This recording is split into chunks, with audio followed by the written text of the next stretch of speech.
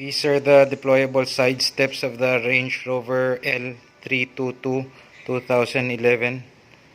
This one is for the left-hand drive passenger driver side, and this one is for the right side passenger side. So as you can see here, the passenger side, right side, is okay. The brackets are intact, are complete, no cracks. What I just noticed is that there is some kind of scratch, I think. Let me see. There's a scratch here, but it's just a superficial abrasion. The brackets are still good here. The control unit still here. The connector still here. But the problem is the driver's side. The brackets are broken. So I removed I removed it from the step board and from the what do you call this? That thing. This one I can't remove because I think I have to push down that I don't know what you call this, an axle, the rod that goes through this thing, so I can remove the bracket. We kept all the screws, so they're complete, but look at one of these what do you call this, a nut. It's bent. So what I think happened was that when the Range Rover got burnt, the motor, I think, went on the what's this, step mode. It's not on hide mode. I don't know what you call that kind of mode. And then when the tow truck tried to move it, I think it hit the pavement and got bent and cracked, because look at this bracket. It's bent. See, it went like that, and this one moved that way. This one's all good. Just minor scratches here. Here, scratch here. Yeah. This one got scratched here and cracked there. It also got bent that way. Now it's not aligned. So what do we do here? So what I plan to do here is bring it to a machine shop. Maybe they can straighten this, bend it downwards like that, straighten it so that it will fit this, because if I try to fit it the way it is, it is not aligned. So this is what I plan to do.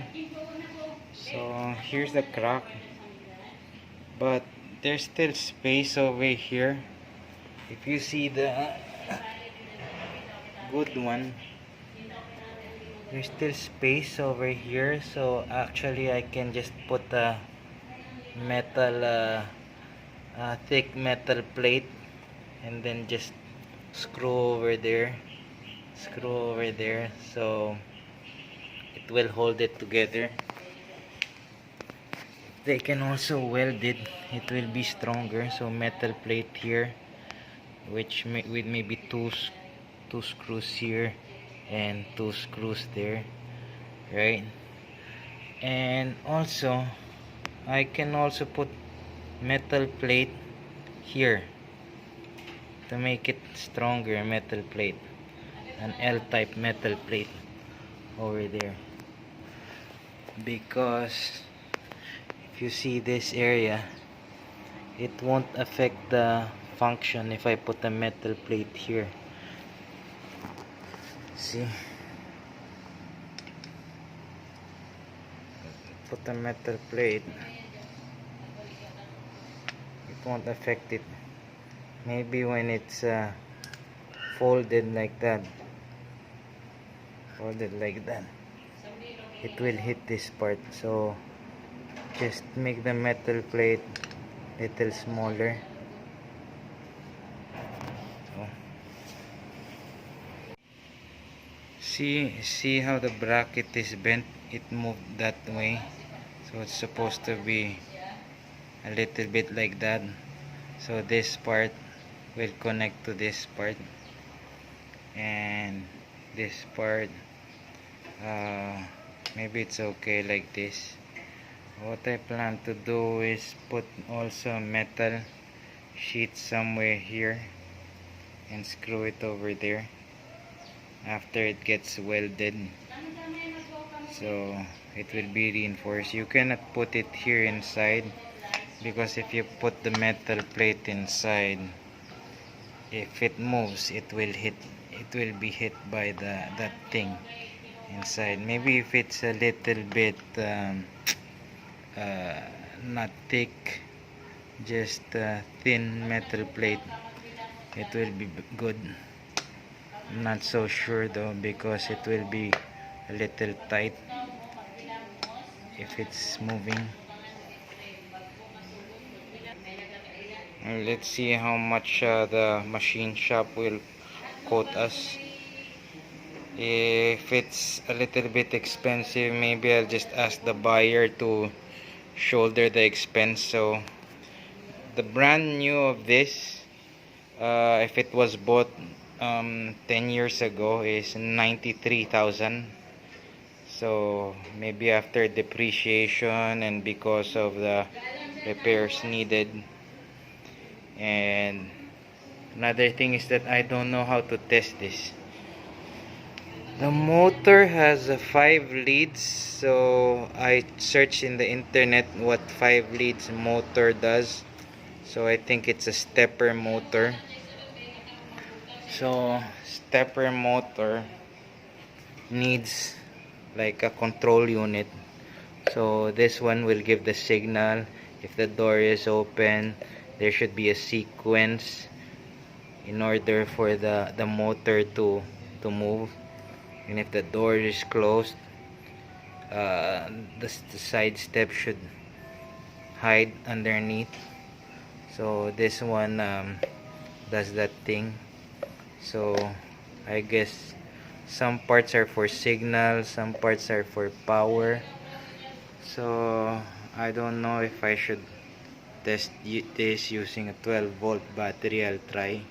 Anyway, it's not working anymore. So what's the worst that could happen? If I burn the motors, I can just have it repaired, rewound. So that's it. Let's try it. So maybe if this is 93,000 brand new, a potential buyer was willing to buy it for 18,000, but that is if the brackets are not broken. So if the cost for repairing a bracket is around 5,000, maybe I should just sell it for 13,000 or maybe 12,000, so that I don't have to worry about the repairs. But if the repairs are not that expensive, and if it's easy to test it out, maybe I'll just go and have it repaired, so that I can ask for maybe 17,000 or 16,000 for the whole thing repaired and tested. That's it. Okay, I tested it. So I just noticed that two of the wires are thicker than the other three.